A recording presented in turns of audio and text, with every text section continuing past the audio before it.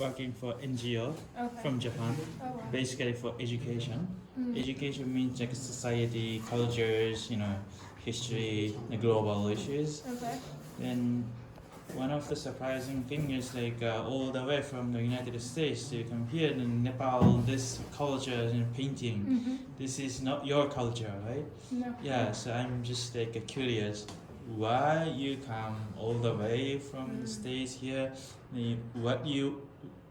what's interesting, like what you want to learn, what you want to do, do you feel?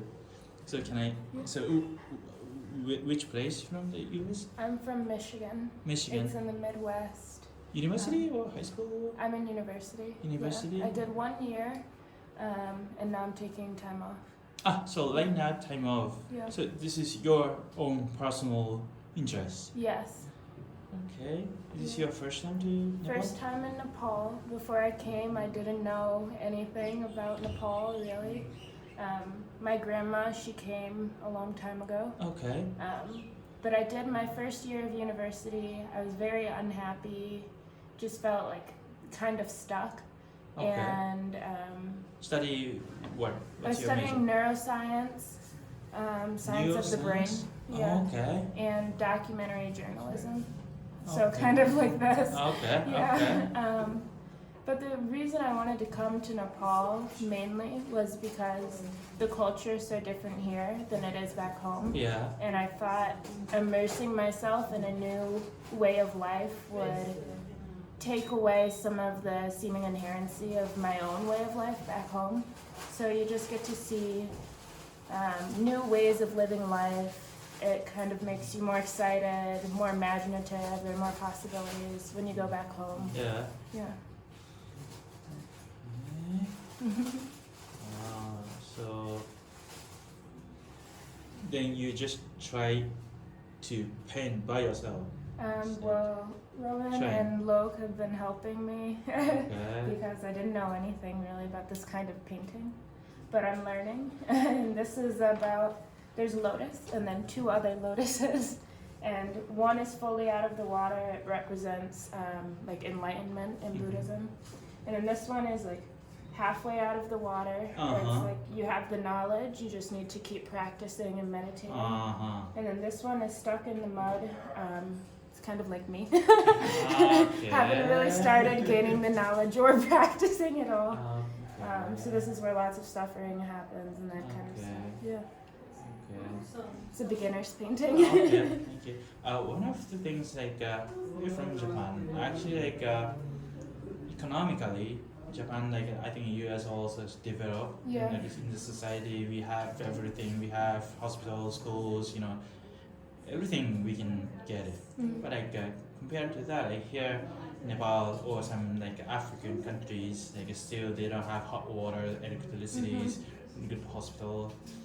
But I feel personally here in Nepal, like people are just like people, like a humankind, I can find like a happiness here in Nepal. In Japan, like it's so stressed, and the people are always like thinking about money and time, So compared to Japan and Nepal, I feel like something we should learn from Nepal. That's my own like perspective. Yeah. So I agree.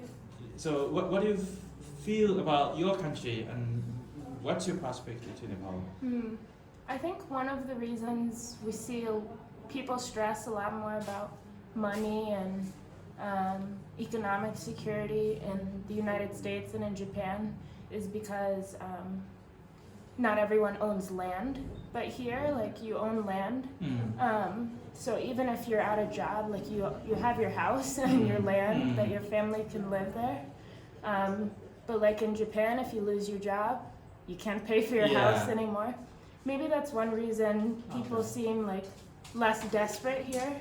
And then also, when you take away all of the luxuries and things that we call comforts, but really they're accessories, like, you get down to kind of fundamentally what the human experience is, and maybe that's more of a happy experience. I don't know. Okay. I see. Thank you. one of the different topic is like we are Asian. That's always like we are asked about how is the situation of the coronavirus in Japan and China. So what's the situation in your countries? Or? The coronavirus? Yeah. I know that there's been one reported death in the US, Okay. but I'm actually here. I don't have my phone. I don't have access to the internet or anything. Okay. It's part of the program, so I've been a little detached from the news. I haven't been hearing too much.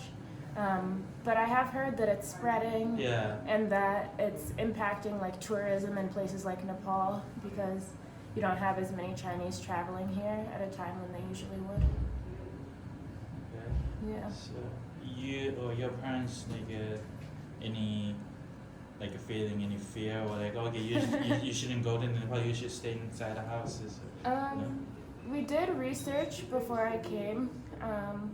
I would say my mom, she was a little cautious, but I think it's okay. It seemed that there was only like one case in Nepal when I first got here, and it was from a student who was studying in China. So it seemed kind of like an outlier. But I think she's getting a little more nervous. She called me, she said, the coronavirus, it's spreading. I was like, I haven't heard anything. Okay. Yeah. Okay, thank you. So last question, Jaco. So you spend a few weeks in Nepal, right? Then you going back to your country. Then you restart your study in, I don't know, a few months later, right? Yeah. Then what you gonna do after that? What's your plan if you have? That's the big question. So I'll be here.